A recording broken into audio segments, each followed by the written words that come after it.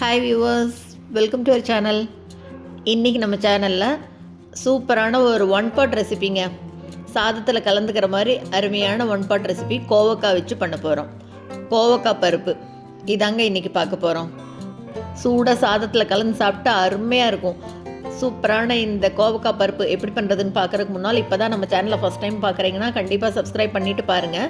கூடவே பக்கத்தில் இருக்கிற பெல் ஐக்கானில் ஆல்ங்கிறத தட்டி விடுங்க. ஸோ நான் போடுற வீடியோ எல்லாமே உடனுக்குடனே நோட்டிஃபிகேஷனாக வந்துடும். வாங்க இந்த கோவக்காய் பருப்பு ஒன் பாட் ரெசிபி எப்படி பண்ணுறதுன்னு பார்க்கலாம். இதுக்கு முதல்ல ஒரு குக்கர் பாத்திரத்தில் 1/4 கப் அளவு துவரம் பருப்பை நல்லா 2 தடவை வாஷ் பண்ணிவிட்டு சேர்த்துக்கலாம். அடுப்பு இன்னும் பற்ற வைக்கல, இது எல்லாத்தையும் சேர்த்துட்டு கடைசியில் அடுப்பு பற்ற வச்சுக்கலாம். இப்போ இது கூடவே 2 பச்சை மிளகாய் நீட்டமாக கீறி வச்சுருக்கேன், அதையும் சேர்த்துட்டு 1 டீஸ்பூன் சீரகம், இது கூட ஒரு பெரிய சைஸ் தக்காளி எடுத்துக்கலாம், இல்லைனா 2 சின்ன சைஸ் எடுத்துக்கலாம். நான் 2 சின்ன சைஸ் தக்காளி எடுத்துகிட்டு ஒரே ஒரு பெரிய வெங்காயத்தை பொடியாக கட் பண்ணி சேர்த்துருக்கேன். இது கூடவே 1/4 கிலோ அளவு கோவக்காயை நல்லா வாஷ் பண்ணிவிட்டு நீட்டமாக கட் பண்ணி வச்சுருக்கேன், அதையும் சேர்த்துட்டு இந்த பருப்புக்கு தேவையான அளவு உப்பு சேர்த்துட்டு 1/4 டீஸ்பூன் அளவு மஞ்சள் தூள், இது கூடவே 1 டீஸ்பூன் அளவு மிளகாய் தூள் சேர்த்துக்கிறேன்.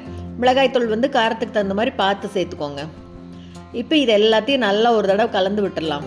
கலந்துட்டு அப்புறமா தண்ணி சேர்த்துக்கலாம். இப்படியே தண்ணி சேர்த்தோம்னா காரம் மேலே அப்படியே மிதக்கும். இது எல்லாத்தையும் நல்லா ஒரு தடவை கலந்து விட்டுட்டு இது கூட 1/2 கப் அளவு தண்ணி சேர்த்துக்கிறேன். 1/2 கப்பு தண்ணி சரியாக இருக்கும்.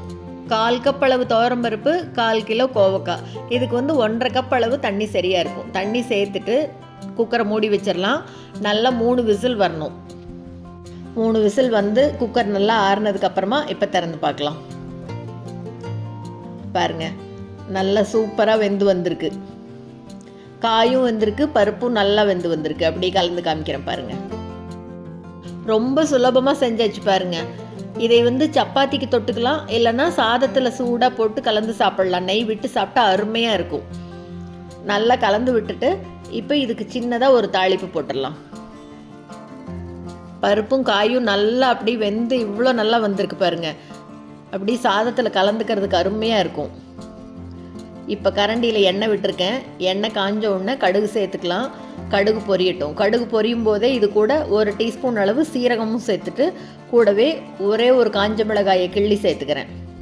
இப்போ இந்த 3மே நல்லா பொரிஞ்ச உடனே அடுப்பை ஆஃப் பண்ணிடலாம். அடுப்பை ஆஃப் பண்ணிவிட்டு இது மேலே ஒரு கொத்து கருவேப்பிலையை நல்லா கிள்ளி சேர்த்துக்கலாம்.